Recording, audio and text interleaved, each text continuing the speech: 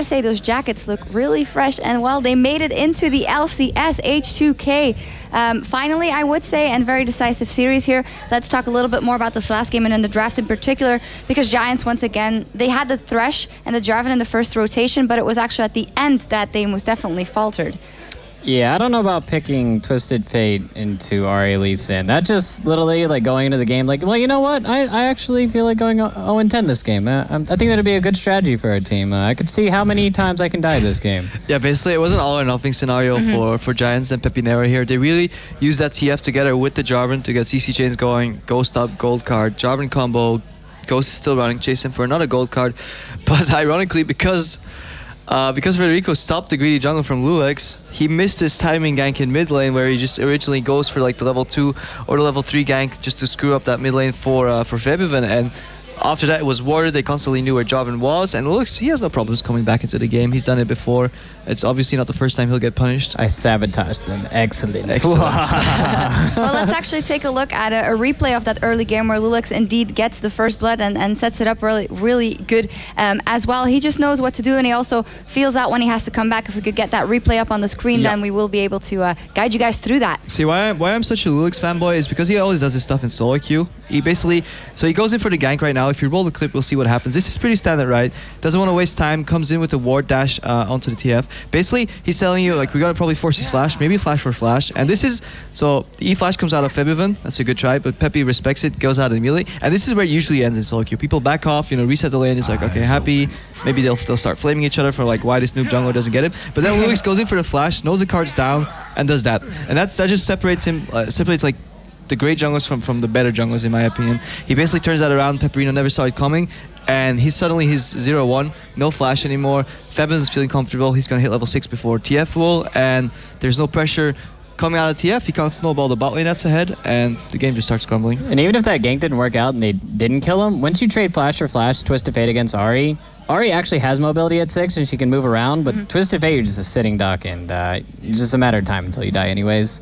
Zaid, you were commenting on the Rangers Trailblazer choice here with the Warrior enchantment for Lee. Oh yeah, I was actually surprised because a lot of the Lee Sins, they choose to go the Stalker's Blade, you know, to get the Chilling Smite, make their ganks a little bit more effective. But he's actually gone the Rangers every single game. I think he values farming and he wants to be probably high ask health. Him later. Yeah, we can ask him later. I have a feeling you might. We'll ask him later. Yeah. More things about that top lane once again. Aurelion doing so well, and yeah, a Maokai pick. It didn't really work out. I think it was like 1-7 at one point, but no, not that good of a pick in this one. Yeah, I don't think that's supposed to happen. I'm actually really surprised that the Maokai didn't decide to do the level 2 cheese. Like, you can do Wraiths or Wolves really easily with Maokai and come back into lane with a bunch of potions, have a ward so you're safe. You know the jungler's not going to gank you. You can actually bully the Aurelia in that matchup.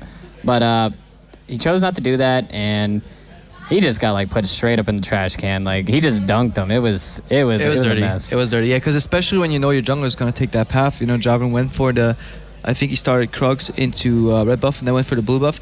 Randomly got help. That's what I didn't understand there. Yeah, you want to speed up that jungle path for Jarvan, but if a TF moves quickly just to land one card on that blue buff, if you guys all recall, it was like level 3 or level 2, and it felt pretty random, and it kind of gave it away that Jarvan was on the right side of the map already, and I think it kind of prepared Lulex as well. Maybe you can ask him later. I hear he's coming our way pretty soon. But yeah, definitely Giants, good idea, but I think they telegraphed it a little bit too much, and then they couldn't rely on their signature playstyle, which is getting Febiven ahead with that early level 3 gank. Pepinero. Oh yeah, Pepinero. Yeah, well, good that you mentioned it, because they do of course have another chance to make it into the LCS tomorrow. It's a rematch. They 3-0'd Reason here already.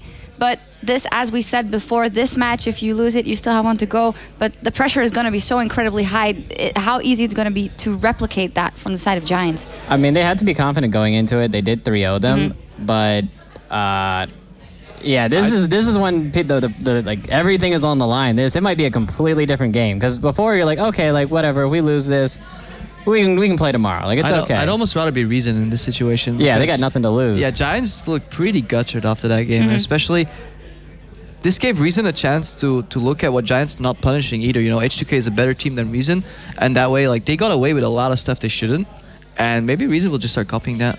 Yeah, we will see. But for now, we're joined here by Lulex, who is, of course, the jungler for H2K. Well, first off, congratulations, you guys did it. And how? Just 6 games in a row, you clearly won it. Tell me how much different you went into this tournament than H2K did in the ones before where it didn't necessarily work out.